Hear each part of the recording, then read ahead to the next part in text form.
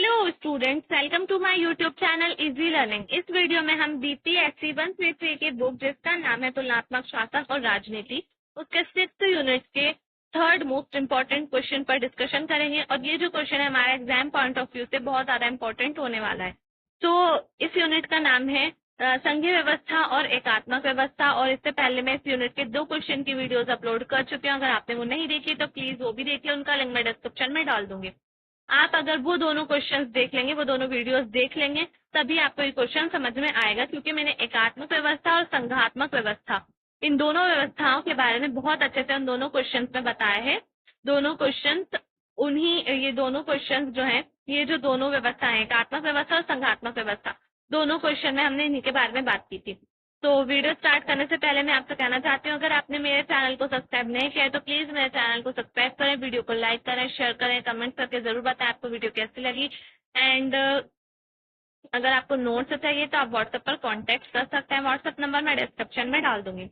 तो हमारा क्वेश्चन है एकात्मक व्यवस्था व संघात्मक शासन प्रणाली में अंतर स्पष्ट कीजिए। यानी कि एकात्मक व्यवस्था और संघीय व्यवस्था दोनों एक दूसरे से किस तरह से डिफरेंट होते हैं, उनके बारे में हमें बताना है। एक संघात्मक व्यवस्था और एकात्मक व्यवस्था, संघात्मक व्यवस्था एकात्मक व्यवस्था से किस तरह से अलग है, ये हमारे क्वेश्चन है। और में आ सकते हैं आपके जो है एग्जाम में, अगर इन दोनों में से कोई भी क्वेश्चन आता है या फिर इस चैप्टर से रिलेटेड, इन दोनों व्यवस्थाओं से रिलेटेड कोई क्वेश्चन आता है तो आपको यही आंसर लिखना होगा।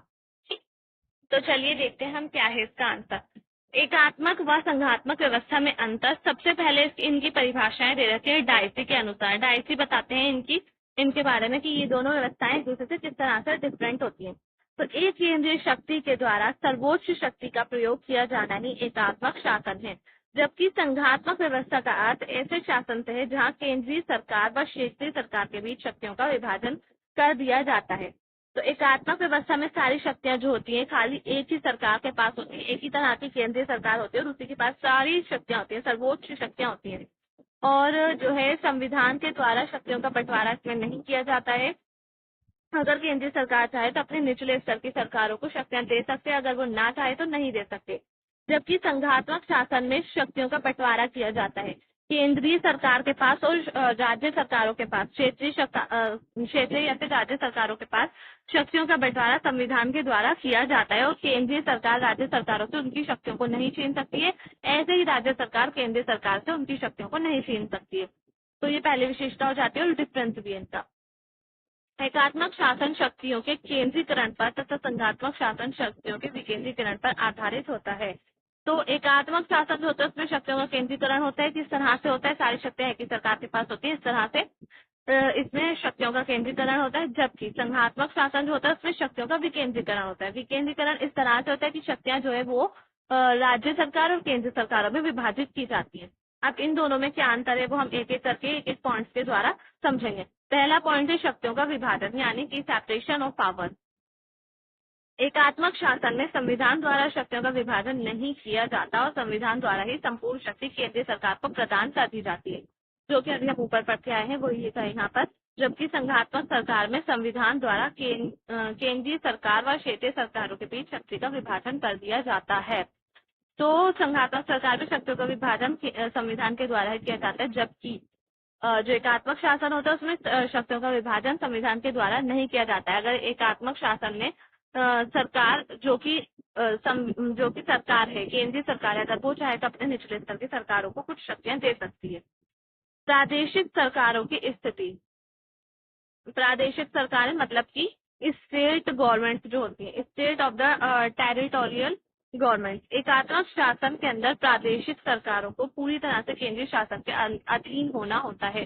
प्रादेशिक यानी कि क्षेत्रीय सरकारें या फिर जो स्टेट गवर्नमेंट हो जाती है। और ये इकाइयां केंद्रीय सरकार द्वारा प्रदत्त शक्तियों को ही उपयोग कर सकते हैं, जो कि मैंने ऊपर बताया।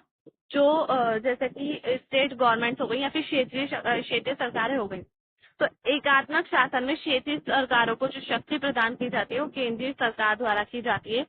और जो केंद्रीय सरकार उन सरकारों को, राज्य सरकारों को या फिर क्षेत्रीय सरकारों को शक्तियां देगी, वो उन्हीं का उपयोग कर सकते हैं। उससे ज्यादा किसी भी चीज पर वो ना कानून बना सकते हैं, ना उससे ज्यादा शक्तियों का प्रयोग कर सकती है। और केंद्रीय सरकार चाहे तो वो उन शक्तियों को छीन भी सकते हैं। जबकि संघात्मक शासन में प्रांतीय सरकारों को संविधान द्वारा ही शक्तियां प्रदान की जाती हैं और ये केंद्रीय सरकार के अधीन नहीं होती है।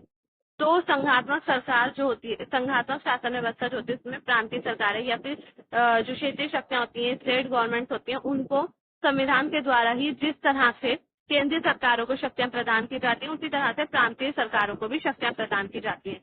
और प्रांतीय सरकार जो होती है वो केंद्रीय सरकारों के अधीन नहीं होती हैं, मतलब वो स्वतंत्र रूप से काम कर सकते हैं। थर्ड पॉइंट है नागरिकों की स्थिति। तो नागरिकों की स्थिति किस तरह की होती है दोनों टाइप की सरकारों में। एकात्मक शासन व्यवस्था में नागरिक केवल केंद्रीय सरकार के प्रति ही निष्ठा रखते हैं और उनको इकहरी यानी एकल नागरिकता प्राप्त होती है। तो ये एकात्मक शासन व्यवस्था में होता है, जो नागरिक होते हैं वो केवल एक ही प्रकार की सरकार यानी कि केंद्रीय सरकार के प्रति निष्ठावान होते हैं और उनको इकहरी नागरिकता प्राप्त होती है। जबकि इसके विपरीत होता है कि संघात्मक शासन व्यवस्था में नागरिकों को केंद्रीय सरकार तथा प्रांतीय सरकार दोनों के ही प्रति निष्ठावान होना पड़ता है तथा दोनों उनको दोहरी नागरिकता प्राप्त होती है। भारत एक संघात्मक शासन प्रणाली वाला देश है, लेकिन भारत के नागरिकता को इकहरी नागरिकता प्राप्त है। तो भारत भी जो है संघात्मक शासन वाला देश है, लेकिन भारत में जो है नागरिकों को इकहरी नागरिकता प्राप्त होती है, संघात्मक शासन की तरह दोहरी नागरिकता नहीं होती।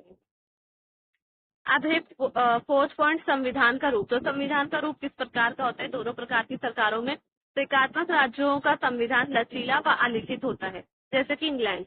तो इस टाइप की जो सरकारें होती है, एकात्मक व्यवस्था वाली सरकारें, उनका संविधान अलिखित होता है और लचीला होता है। और अलिखित वो होता है तो इसलिए, और लचीला भी होता है। लचीला का मतलब वो कभी भी उसमें संशोधन कर सकते हैं। अलिखित होता है तो इसलिए वो इजीली उसको संशोधित कर सकते हैं। और इस प्रकार का जो संविधान होता है वो इंग्लैंड में पाया जाता है। इस प्रकार की व्यवस्था इंग्लैंड में होती है। जबकि संघात्मक राज्यों का संविधान लिखित व कठोर होता है, यानी संविधान में आसानी से संशोधन नहीं किया जा सकता है। और इस प्रकार का संविधान अमेरिका में होता है। अब फिफ्थ पॉइंट है प्रशासकीय विभागों की शक्ति। तो प्रशासन में किस तरह की शक्तियों का यूज होता है। सभी एकात्मक राज्यों के अंदर व्यवस्थापिका संप्रभु होती है और न्यायपालिका का काम व्यवस्थापिका द्वारा निर्मित कानूनों के आधार पर न्याय प्रदान करना होता है। तो एकात्मक सरकारें जो होती है उसमें व्यवस्थापिका या फिर विधायिका जो होती है, कार्यपालिका जो होती है वो संप्रभु होती है, उसके पास शक्ति होती है, वो स्वतंत्र होती है। और न्यायपालिका का काम व्यवस्थापिका द्वारा निर्मित कानून के आधार पर न्याय प्रदान करना होता है। तो ये होती है एकात्मक व्यवस्था में। लेकिन संघात्मक व्यवस्था में संविधान ही सर्वोच्च होता है, संप्रभु संविधान में निहित होती है।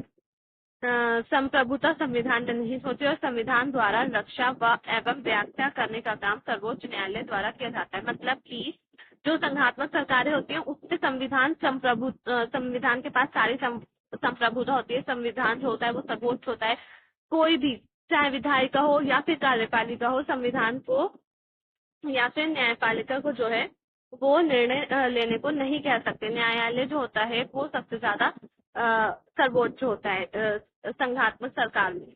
जबकि जो एकात्मक सरकार होती है उसमें न्यायपालिका व्यवस्थापिका के द्वारा काम करती है। अगर व्यवस्थापिका उसको कुछ कानून बनाने के लिए कहेगी, कुछ कानून निर्मित करने के लिए कहेगी, तो वो कानून बनाएगी। तो इस तरह से होता है। अब निष्कर्ष हमारा है एकात्मक व संघात्मक सरकार दोनों ही प्रकार के शासन व्यवस्था के गुण व दोष होते हैं। श्रेष्ठ शासन प्रणाली के लिए केंद्रीय तथा प्रांतीय सरकार की शक्तियों का स्पष्ट विभाजन भी जरूरी होता है। तो ये हमारा निष्कर्ष है। आई होप ये क्वेश्चन आपको समझ में आ गया होगा। अगर आपको वीडियो पसंद आए तो प्लीज वीडियो को लाइक करें, शेयर करें, चैनल को सब्सक्राइब करना ना भूलें। थैंक्स।